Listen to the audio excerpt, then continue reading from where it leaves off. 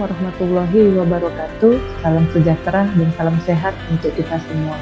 Perkenalkan, nama saya Dian Novianti Sitompul.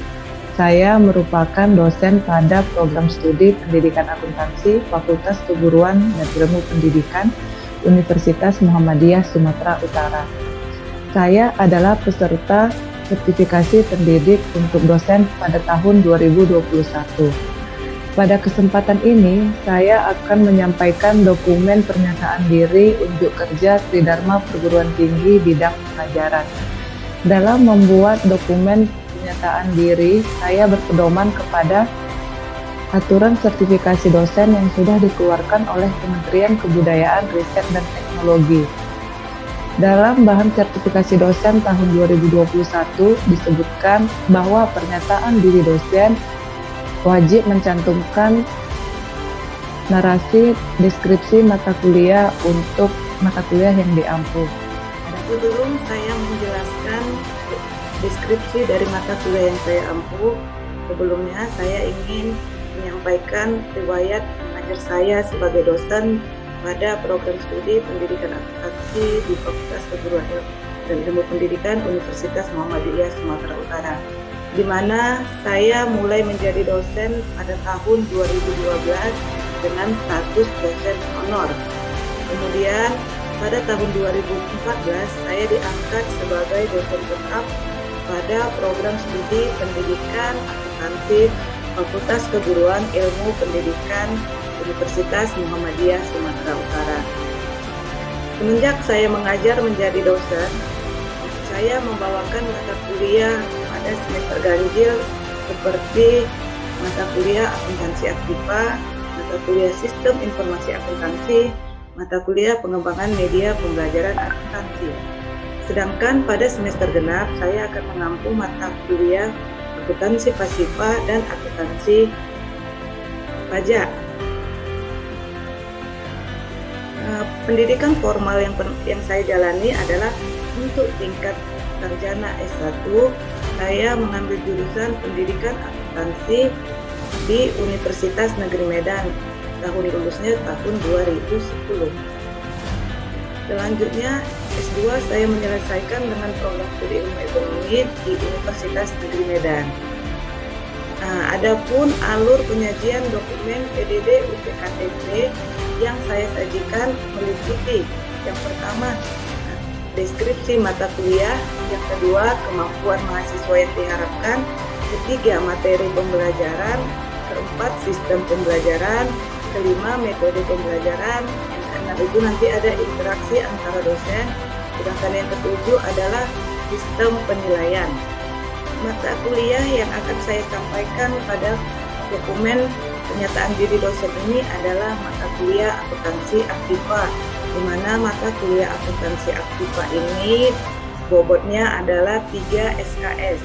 Untuk tahun 2021-2022 semester genap tahun ini, saya mengajar di kelas akuntansi aktiva 3A pagi dengan jumlah mahasiswanya sebanyak 30 orang. Kami masuknya di hari Senin untuk jam perkuliahan jam 7.30 sampai dengan jam 10 waktu Indonesia Barat.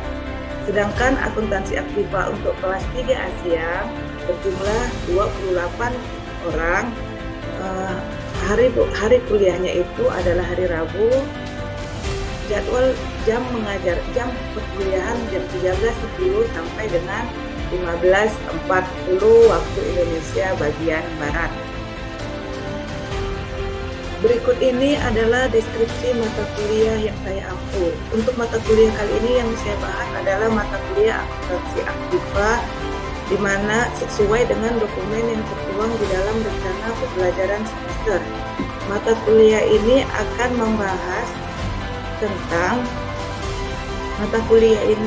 Adapun yang menjadi deskripsi mata kuliah akuntansi aktiva adalah mata kuliah ini merupakan mata kuliah dasar keahlian jurusan akuntansi yang membahas secara mendalam mengenai laporan keuangan yang terdiri dari konsep dasar penyusunan laporan keuangan, proses penyusunan standar akuntansi, jenis-jenis laporan keuangan, pembahasan item-item atau akun-akun laporan keuangan. Pembahasan akun-akun laporan keuangan mencakup pengakuan, pengukuran, pencatatan, penyajian di dalam laporan keuangan yang diperuntukkan atas akun aktiva, hutang, ekuitas, pendapatan, dan beban. Sesuai dengan prinsip akuntansi yang berlaku secara umum. Diharapkan setelah mempelajari mata kuliah ini, mahasiswa mampu menyelenggarakan akuntansi dan menyusun laporan keuangan sesuai dengan prinsip akuntansi yang berlaku. Mengingat materi pengajaran cukup banyak, maka mata kuliah ini dibagi atas 2 semester, di mana terdiri dari akuntansi aktiva dan akuntansi pasifa. Masing-masing memiliki bobot 3 SKS. Akuntansi aktiva memfokuskan pembahasan kepada konsep dasar penyusunan laporan keuangan, proses penyusunan standar akuntansi, jenis-jenis laporan keuangan, dan pembahasan mengenai akun-akun aktiva lancar. Kewajiban jangka pendek, pengakuan pendapatan, dan aktiva tetap beruji. Sedangkan akuntansi pasifa melanjutkan pembahasan terhadap akun-akun laporan keuangan yang lainnya. Selanjutnya saya akan menampilkan rencana pembelajaran RPS yang sudah saya susun berdasarkan format yang sudah ditentukan oleh universitas. Ini adalah tampilan RPS saya yang sudah sesuai dengan template ataupun format dari tingkat universitas. Di sini nama mata kuliahnya akuntansi aktiva, untuk kodenya KA3, KAK 330103. Bobotnya 3 SKS, semester 3. Kemudian di sini ada dosen pengampu dengan saya sendiri, Dian Novianti Sitompul, ketua prodinya Dr. Faisal Rahmat Bengoran MSI. Dekannya adalah Profesor Dr. Elfrianto Nasution MPD. Ini adalah rencana pembelajaran semester yang saya berbuat yang sudah saya susun untuk mata kuliah akuntansi aktiva. Saya ingin menambahkan beberapa informasi tentang pentingnya mata kuliah ini bagi calon guru akuntansi, di mana seorang guru dituntut untuk memahami konsep dasar daripada laporan keuangan yang ada di perusahaan. Pada mata kuliah akuntansi aktiva akan menjelaskan secara terperinci tentang standar keuangan yang wajib dipahami oleh perusahaan di dalam penyusunan laporan keuangan, sehingga hasil akhirnya mendapatkan laporan keuangan sesuai dengan ketentuan yang sudah dikeluarkan oleh pihak yang berwenang. Mata kuliah ini juga membahas tentang pertumbuhan nilai penting dari pasar keuangan global yang berhubungan dengan pelaporan keuangan, menjelaskan kebutuhan standar akuntansi berkualitas tinggi, dan mengidentifikasi tujuan pelaporan keuangan. Mata kuliah ini juga menjelaskan tentang penyajian posisi aset di dalam neraca, menjelaskan penyajian posisi-posisi kewajiban di dalam neraca, dan menjelaskan manfaat posisi laporan keuangan. Selain itu, mata kuliah akuntansi aktiva juga menjelaskan keterbatasan laporan posisi keuangan, di mana nilai pasar keuangan global itu sangat berpengaruh terhadap kemajuan pelaporan keuangan dari tiap-tiap perusahaan. Pada mata kuliah akuntansi aktiva juga akan membahas materi terkait dengan laporan angkas dengan menggunakan metode langsung dan menyusun laporan angkas menggunakan metode tidak langsung. Tugas seorang guru adalah menyampaikan informasi terkait materi ajar yang sudah ditentukan oleh pemerintah melalui Kementerian Pendidikan. Selain itu, guru juga dituntut bukan hanya sekedar pemberi materi saja, tetapi melainkan untuk mendidik peserta didik, menjadikan mereka menjadi pribadi yang berkarakter dan pribadi yang sukses di masa yang akan datang. Selanjutnya, saya akan menjelaskan kemampuan yang diharapkan.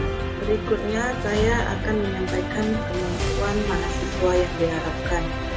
Dengan pembelajaran mata kuliah akuntansi aktiva ini, mahasiswa diharapkan mampu memahami, menjelaskan standar akuntansi dan pelaporan keuangan, mampu untuk menjelaskan kerangka konseptual pelaporan keuangan, mampu memahami, menganalisis, dan menyusun laporan laba rugi dan informasi terkait.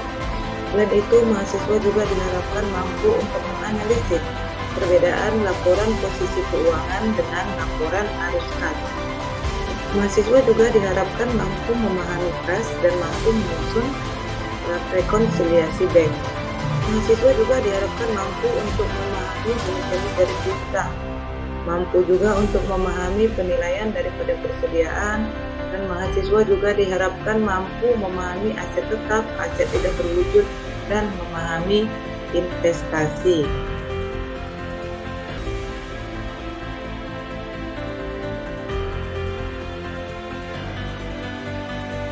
Selanjutnya, saya juga akan menjelaskan keterampilan umum yang diharapkan dari mahasiswa setelah mempelajari mata kuliah akuntansi aktiva. Adapun yang menjadi keterampilan umumnya yang pertama yaitu mampu menerapkan pemikiran logis, kritis, sistematis, dan inovatif di dalam konteks pengembangan atau implementasi ilmu pengetahuan dan teknologi yang memperhatikan dan menerapkan nilai humaniora yang sesuai dengan bidang keahliannya. Selanjutnya saya akan menyampaikan keterampilan umum dari mahasiswa setelah mempelajari mata kuliah akuntansi aktiva. Adapun yang menjadi keterampilan umumnya yang pertama adalah mampu menerapkan pemikiran logis, kritis, sistematis, dan inovatif di dalam konteks pengembangan atau implementasi ilmu pengetahuan dan teknologi yang memperhatikan dan menerapkan nilai humaniora yang sesuai dengan bidang keahliannya. Yang kedua, mampu menunjukkan kinerja mandiri, bermutu, dan terukur. Mampu mengkaji implikasi pengembangan atau implementasi ilmu pengetahuan teknologi yang memperhatikan dan menerapkan nilai humaniora sesuai dengan keahliannya berdasarkan kaidah, tata cara, dan etika ilmiah di dalam rangka menghasilkan solusi, gagasan, desain, ataupun kritik. Selanjutnya, dapat menyusun deskriptif hasil kajiannya dalam bentuk skripsi ataupun laporan tugas akhir dan mengunggahnya di halaman perguruan tinggi. Selanjutnya, mampu mengambil keputusan secara tepat dalam konteks penyelesaian masalah di bidang keahliannya berdasarkan hasil analisis informasi dan data. Mampu memelihara dan mengembangkan jaringan kerja dengan pembimbing, kolega, sejawat, baik di dalam maupun di luar lembaganya. Yang ketujuh, mampu bertanggung jawab atas pencapaian hasil kerja kelompok dan melakukan supervisi dan evaluasi terhadap penyelesaian pekerjaan yang ditugaskan kepada pekerja yang berada di bawah tanggung jawab. Selanjutnya, mampu melakukan proses evaluasi diri terhadap kelompok kerja yang berada di bawah tanggung jawabnya dan mampu mengelola pembelajaran secara mandiri. Sedangkan keterampilan umum yang terakhir yaitu mampu mendokumentasikan, menyimpan, mengamankan, dan menemukan kembali data untuk menjamin kesahihan dan mencegah plagiasi. Selain keterampilan umum, saya juga akan menampilkan keterampilan khusus yang diharapkan dari mata kuliah akuntansi pasifik ini. Yang pertama adalah mampu mengaplikasikan konsep dan prinsip pedagogi, didaktik, akuntansi, dan ekonomi, serta keilmuan akuntansi dan ekonomi untuk melakukan perencanaan, pengelolaan, implementasi, evaluasi dengan memanfaatkan ilmu pendidikan dan teknologi yang berorientasi pada kecakapan hidup. Selanjutnya, mampu menerapkan konsep, struktur, materi, dan pola pikir keilmuan akuntansi yang diperlukan untuk melaksanakan pembelajaran di satuan pendidikan dasar dan menengah serta studi lanjut ke jenjang yang lebih tinggi. Berikutnya, mampu mengaplikasikan konsep dan prinsip pedagogi, didaktik, serta penelitian untuk mendukung tugas kompetensi guru sebagai pendidik akuntansi dan ekonomi. Mampu melaksanakan penelitian dan mempublikasikan hasilnya sehingga dapat digunakan sebagai alternatif penyelesaian masalah di bidang pendidikan, akuntansi, dan ekonomi. Mampu mengambil keputusan yang tepat di bidang pendidikan, akuntansi, dan ekonomi berdasarkan informasi dan data-data yang relevan. Mampu mengaplikasikan ilmu pendidikan teknologi dalam bidang administrasi dan organisasi.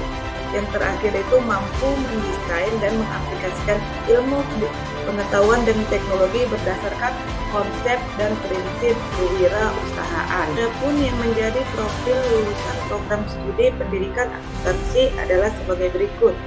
Yang pertama, profil lulusannya adalah menjadi calon guru akuntansi dan ekonomi.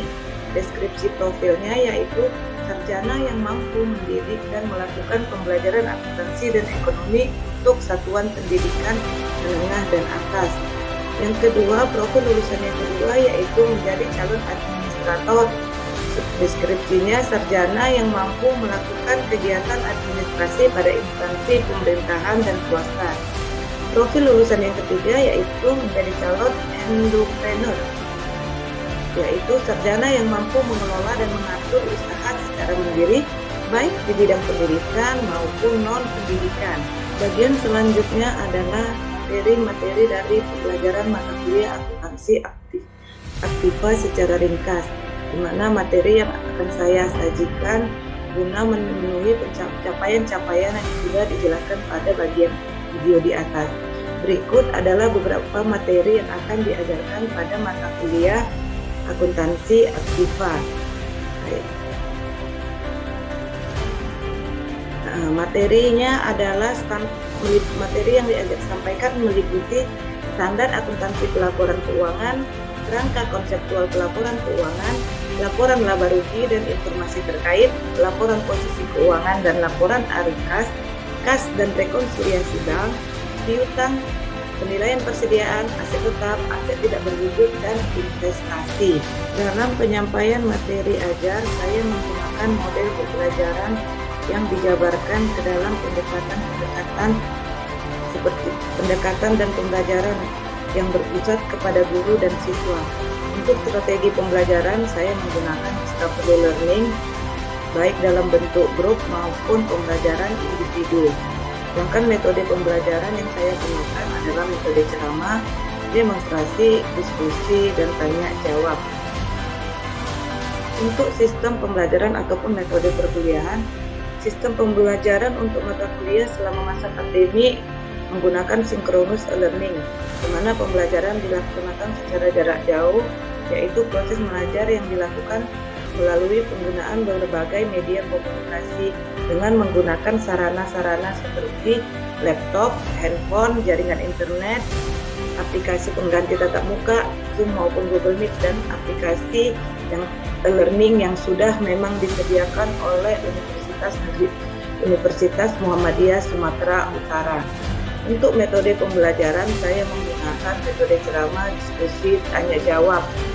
Selanjutnya, interaksi yang saya bangun dengan mahasiswa itu melalui telepon, pesan WhatsApp, interaksi yang saya bangun untuk berkomunikasi dengan mahasiswa bisa interaksi yang saya bangun untuk menjalin komunikasi dengan mahasiswa bisa melalui telepon, bisa melalui pesan WhatsApp, bisa melalui media sosial. Saya selalu menyampaikan kepada mahasiswa untuk tidak segan, untuk tidak sungkan menghubungi apabila ada yang ingin dipertanyakan terkait materi-materi yang tidak dipahami. Adapun tujuan saya menjalin hubungan yang baik dengan mahasiswa supaya mereka tidak sungkan, supaya mereka bisa menerima apa yang saya sampaikan dengan maksimal, karena seperti kata pepatah, tak kenal maka tak sayang maka tak cinta. Jadi sebelum saya melaksanakan pembelajaran tatap muka di kelas, terlebih dahulu saya akan menyapa terlebih dahulu mahasiswa saya satu persatu guna membangun komunikasi kedekatan antara dosen dan mahasiswa supaya apa yang saya sampaikan bisa diterima oleh adik-adik mahasiswa. Untuk pelaksanaan perkuliahan menggunakan metode ceramah, diskusi, tanya jawab dalam bentuk kuliah di mana materi lebih kurang 45 menit, untuk latihan akan ada dia sekitar 90 menit. Kemudian nanti akan saya tutup dengan yang namanya kesimpulan. Selanjutnya di sini saya akan menyampaikan cuplikan suasana belajar sebagaimana saya sudah mengupload video pembelajaran pada link YouTube. Nanti bisa diakses secara lengkapnya. Pada video kali ini nanti saya hanya menyampilkan potongan-potongan dari video lengkap dapat diakses dari link YouTube. Jadi tadi sudah disampaikan, bisa diulangi Kak Halida. Standar akuntansi adalah metode atau format yang dibuat guna untuk menyusun laporan keuangan. Oke, itu tadi sudah disampaikan oleh Kak Halida. Jadi sekarang di sini Ibu coba akan share ya, Ibu akan share yang sudah Ibu buat sedikit, ya kan, sedikit materi kita. Nah, di sinilah dia. Kita lihatlah langsung ke definisi. Kelihatan sudah, Dek? Kelihatan, Bu. Nah, di sini dia ya kan. Standar akuntansi keuangan atau SAK itu katanya adalah suatu kerangka di dalam prosedur pembuatan laporan keuangan, di mana agar terjadi keseragaman dalam penyajian laporan keuangan. SAK juga berfungsi untuk mempermudah auditor serta mempermudah pembaca laporan keuangan untuk memahami dan membandingkan laporan keuangan entitas yang berbeda. Dari definisi atau dari yang sudah disampaikan oleh Halida dan dari definisi yang sudah Ibu tampilkan di layar kamu ini, kira-kira sudah paham belum? Atau masih gampang lah aku, apa itu SAK itu? Yuk, kalau memang masih gampang, biar kita lurusin. Jadi Ibu ulang sekali lagi, di sini SAK itu adalah suatu kerangka di dalam prosedur pembuatan laporan keuangan. Jadi agar terjadi keseragaman dalam penyajian laporan keuangan.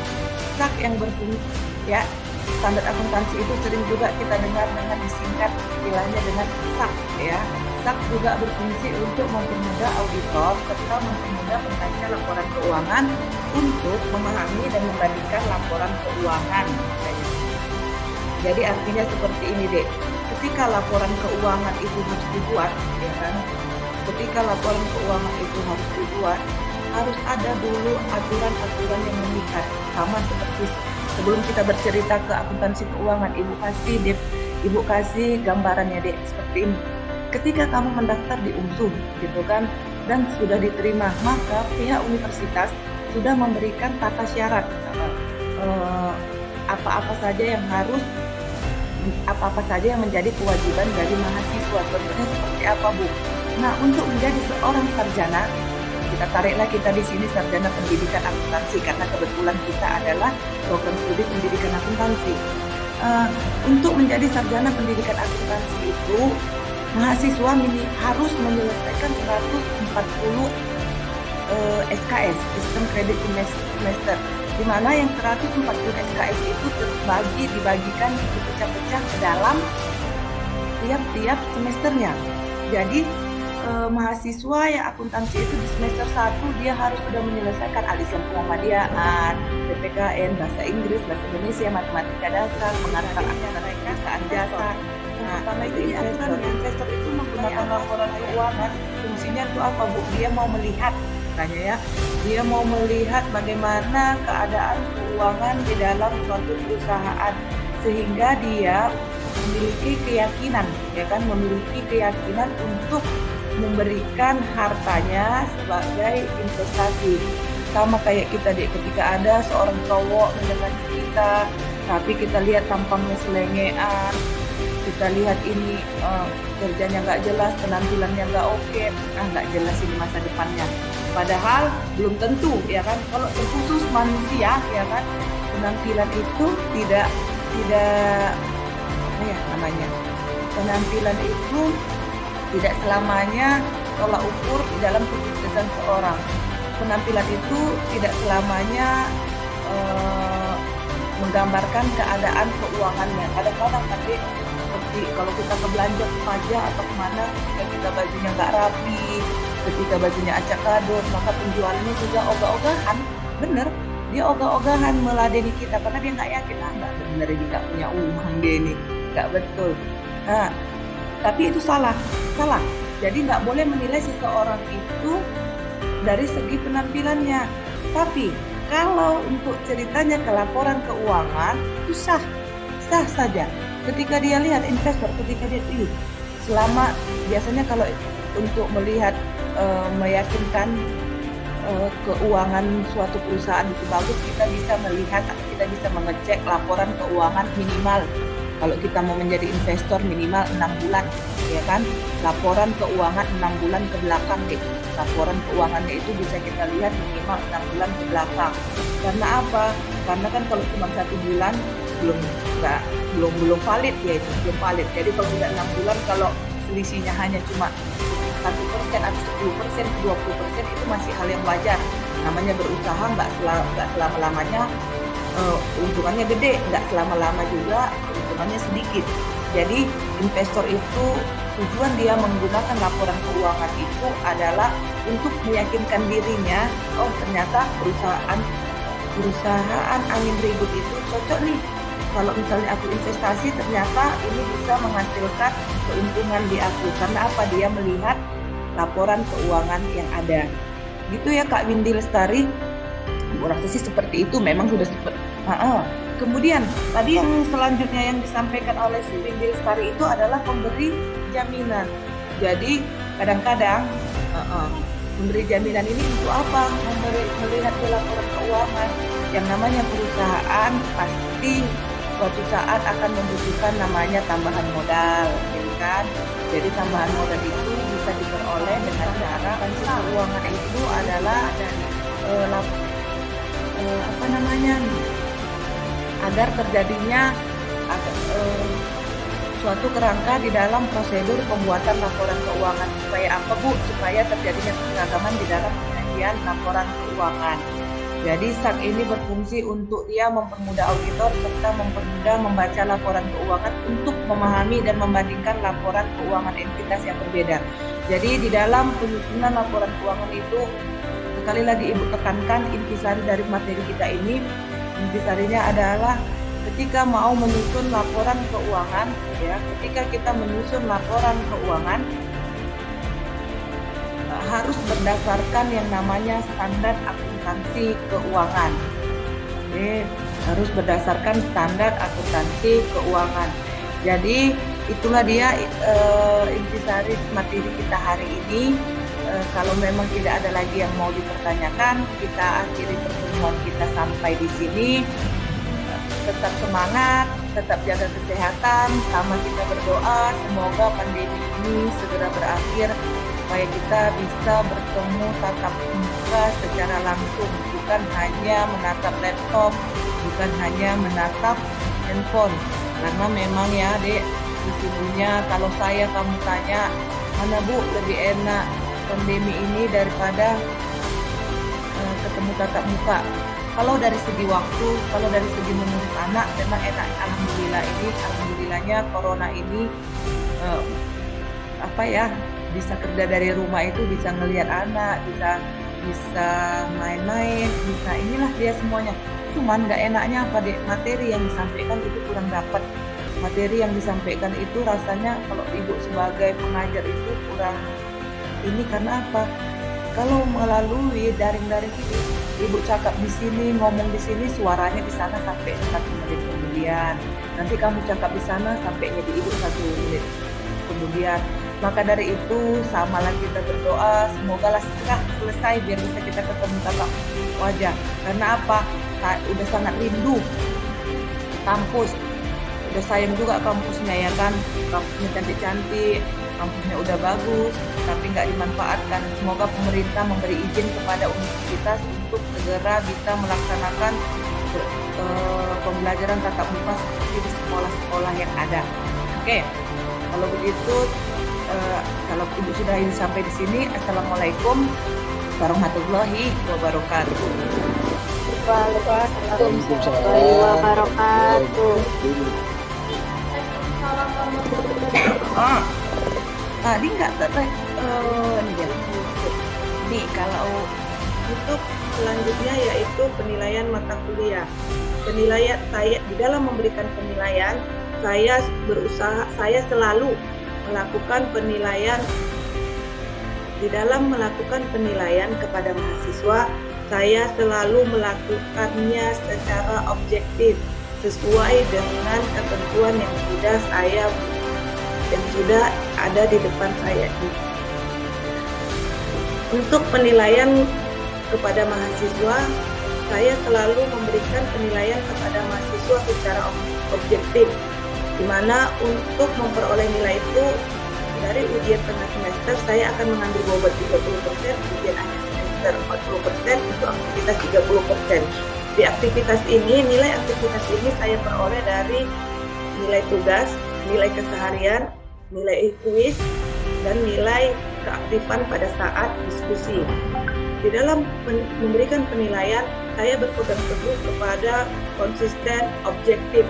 Karena apa? Karena saya tidak mau berusaha untuk memberikan kepada mahasiswa siapa yang memang benar-benar mematuhi, siapa yang benar-benar mengikuti perkuliahan, dan siapa yang memang bisa, dia berhak mendapatkan nilai yang bagus. Dalam penilaian pada mahasiswa, saya tidak pernah melihat faktor X, faktor kedekatan itu tidak pernah. Selalu saya lakukan penilaian ini dalam bentuk objektif guna memberi semangat kepada mahasiswa untuk berkompetisi di dalam kelas, berkompetisi secara sehat di dalam kelas bersama teman-temannya. Demikianlah yang bisa saya sampaikan dalam penyusunan dokumen pernyataan diri dosen untuk kerja di Dharma Perguruan Tinggi. Atas perhatiannya, saya Dian Novianti Sitompul mengucapkan terima kasih. Wassalamualaikum warahmatullahi wabarakatuh. Salam sehat dan tetap semangat.